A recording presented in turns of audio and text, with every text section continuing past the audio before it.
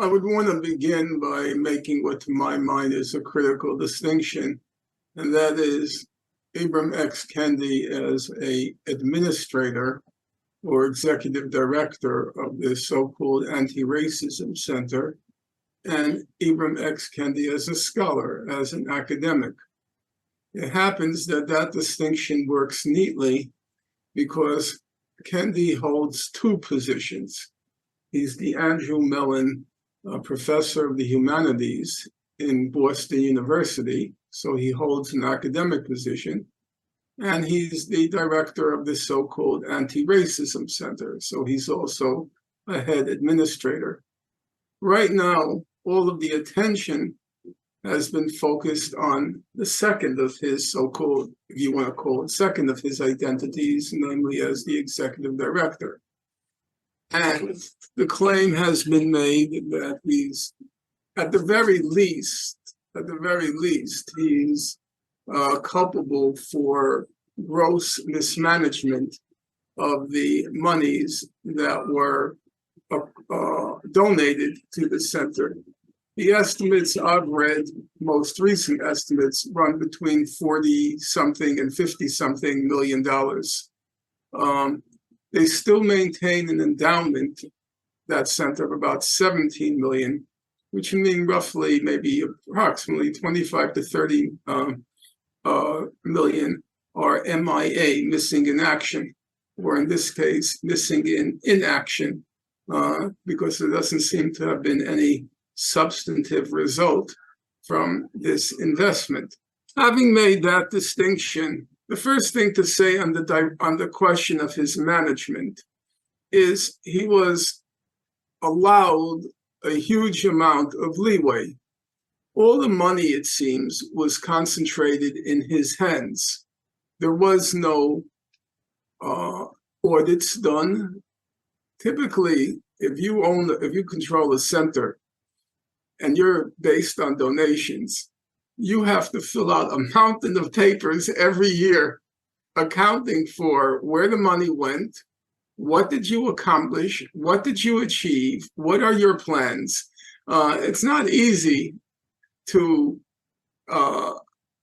administrate in a center or foundation. You're usually under very close scrutiny. In his case, it seems that there was no audit done on the monies. There was no oversight. There wasn't even a board of overseers.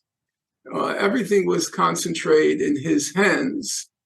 And one has to add to that, he had no record as an administrator. He was literally scooped up off the street and put in this very prominent, high-profile position with no known expertise, no track record in administration. And I know from personal correspondence with people at the center over the past several years that there was a scandal brewing from pretty much the get-go. People were writing me because they knew I had criticized not his management skills, but his scholarship. And I did say along the way that he was a charlatan and a hustler. And so people were writing me. Actually, one of the persons who stepped forward in the most recent controversy was a correspondent of mine. And this person sent very long emails with very detailed descriptions of what was not happening, describing what was not happening at the center, because nothing was happening, except for the fact that Mr. Kendi was using the center as a vehicle to promote his books. So the only substantive undertaking, so far as anyone can tell, was his National Anti-Racism Book Fair, which occurred every year. And you can imagine the book fair was just an instrument or vehicle to showcase his so-called books. On that subject, I'm going to just speak for a half moment, and then we'll move on to what, in my mind, is the more important question, namely Kendi as a scholar. And this will be a segue to Kendi as a scholar. So if you look at Kendi's current resume, he describes himself as having written 15 books. Now, that's quite an achievement, bearing in mind that his first or his second published book was 2 years ago, namely, what year did Stamped from the Beginning come out? That must have been, I think it was before 2019, and 2019 was How to Be an Anti-Racist. Okay, so it's probably longer than that, yeah. Right. So we're talking about 15 books in a very short period of time. Now, I remember an incident where one summer I went to spend a few days with Professor Chomsky in his summer home. And when I came home, a close friend of mine said, "So, what is Professor Chomsky up to?" And I said, "He finished 2 books." So my friend replied, "Big deal. I read 2 books this summer also." Well, I thought to myself, that's what distinguishes Professor Chomsky from other mortal men. He wrote 2 books in the summer, and most of us are pleased if we've read 2 books in the summer. But now comes along Ibram X. Kendi, and he's written roughly a little more than the summer, we can put it that way. He's said to have written 15 books. Yes, it's true. There are 15 books with his name affixed on them. So what are these books? One book is How to Be an Anti-Racist. Another is How to Be an Anti-Racist Baby. And then you go down How to Be an Anti-Racist Toilet Seat, and How to Be an Anti-Racist Toothpick, and How to Be an Anti-Racist Lamp, and How to Be an Anti-Racist Keyboard. He took one book. He's still in the midst of spin-offs. I think there's another spin-off coming out. And this is called Writing 15 Books. And that brings us to the second half of his, as it were, identity, since we're in the world of identity politics. That's the identity as a scholar. Now, to my thinking, but this may be because of my own vocation in life, what's more scandalous is not what he did as a mismanager, apparently a mismanager, but the claims he makes to being a scholar, and what's 10,000 times worse, the fact that these claims never came under any public criticism or scrutiny except from the right wing. The right wing, there have been several critiques of him. I wouldn't call them substantial because I don't think anyone really read the book. That's not an unusual phenomenon in the world of American arts and letters, where books reach the top of the bestseller list, but they're coffee table items. In this case, it's a coffee table item to show off how woke you are. So you prominently display it, as woke bookstores now are wont to do. You could say maybe he made it as a scholar, or at least he got some credibility. You could say maybe because his book was published by a high-profile publisher. That's possible. A Random House book, a Penguin book, a Harvard University book. Yes, it's an automatic. It gives you a kind of credibility. Whether it's deserved or not, I'll leave aside, but it does. But his book came out from Nation Books. Nation Books is just a tiny little outfit, rink-a-dink outfit. No offense, because I mostly publish by those kinds of publishers, but that's not going to get me any kind of public acclaim unless there's something really stellar in the book. So then you could say, well, maybe it's his academic pedigree. You know, if you got a Harvard degree, you got a Columbia degree, that's going to open doors. It does. Maybe it's not fair, maybe it's not right, but it does. But his degree, he got his college degree from Florida A&M, in a historically Black college, HBCU. And then he got his PhD from Temple University, And he studied under what's called an Afrocentric, this guy named Asante, who's frankly raving mad. So those kinds of degrees, they don't open doors. So then you ask yourself, what's going on here? He doesn't have this stellar academic pedigree. He doesn't have an outstanding publisher. He has no administrative training. How did he land these two plum positions? He is the Andrew Mellon Professor of the Humanities. Do you know what, speaking as an academic, that is top tier. You know, most people start out as adjuncts. They get paid per semester. And he was catapulted to Andrew Mellon Professor of the Humanities. He probably gets paid for that position somewhere in the order of $300,000 a year.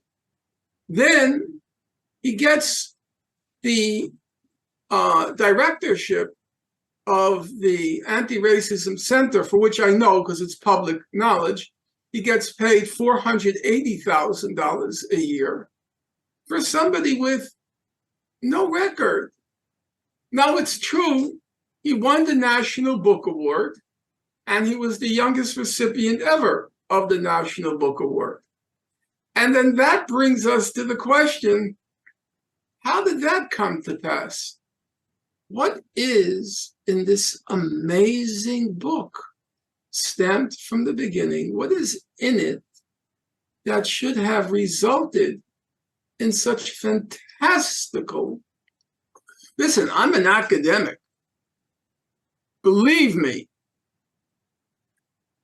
even if I managed to get tenure, which I did not, it is a very painful, anguishing process. You know, any professor, even the best professor, during that tenure process is so closely scrutinized. No, I'm serious. You have to go jump through so many hoops to get tenure. It's a very degrading and demeaning process because you basically, beyond having to be very productive, you really do. You have to publish at least 2 books and so forth with good publishers. It's a very grueling process.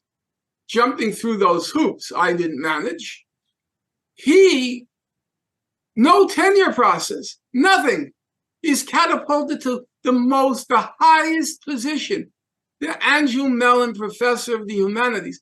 How did that happen? It had to have been something utterly brilliant in this book. That's the only explanation. So, as an undertaking, I noticed there were some right-wing criticisms of his book, but they were pretty superficial, I would say. Nobody had actually undertaken to parse the scholarship. What's there? And that's what I did. Now, I will admit what I produced was very long and tedious. It's 110 pages. Yes, it's very tedious. I am the first one to acknowledge it. But I felt the reason it's tedious is because I felt nobody else had done it. This book made a spectacular career. It's like Darwin's on the origin of the species.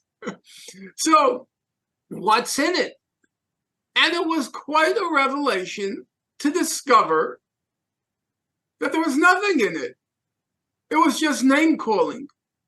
It was attaching the label racist or anti-racist to every exemplary figure in African American history, with virtually all of them, be it the colonial America figure Phyllis Wheatley, the poet, be it Frederick Douglass, be it Richard Wright, or to add insult to injury, if I might use that expression, all the abolitionists, those heroic figures like Wendell Phillips, Charles Sumner, William Lloyd Garrison, all all of those African-American, white, tiny number of white people, but truly heroic figures, they're all labeled racist. They're all labeled racist. Who are the anti-racists? Okay? The anti-racists can fit on the fingers of one hand. Zora Neale Hurston, anti-racist. Eldridge Cleaver, anti-racist. Malcolm X, anti-racist. Angela Davis, anti-racist. Kanye West, anti-racist. That's it. Everybody else is a racist. Let me just ask you, let me ask you about that as a kind of meta question.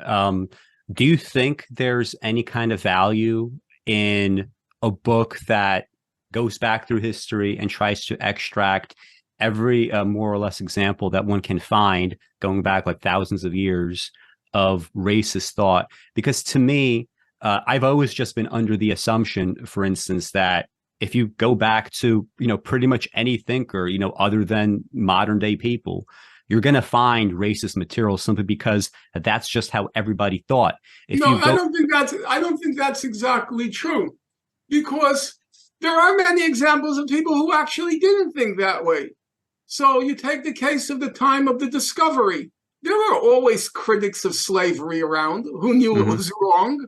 As a matter of fact, the British like to heap ridicule and mockery on the American revolutionaries, talking about freedom and then cracking the whip on their slaves. But I mean, but generally speaking, like I forgot to disconnect my phone. Excuse me for one half.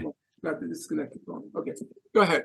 But generally speaking, yes, of course, exceptions exist. Even in the time of Rome, for instance, right? You have people like Seneca criticizing not so much slavery, which was a bridge too far for him, but the kind of just by the way, the name is De las Casas. De las Casas. Yeah, go ahead. So I mean, like Seneca, for instance, he criticized not so much slavery, but the specific kind of slavery that was practiced. You will find examples of people saying what Kendi might.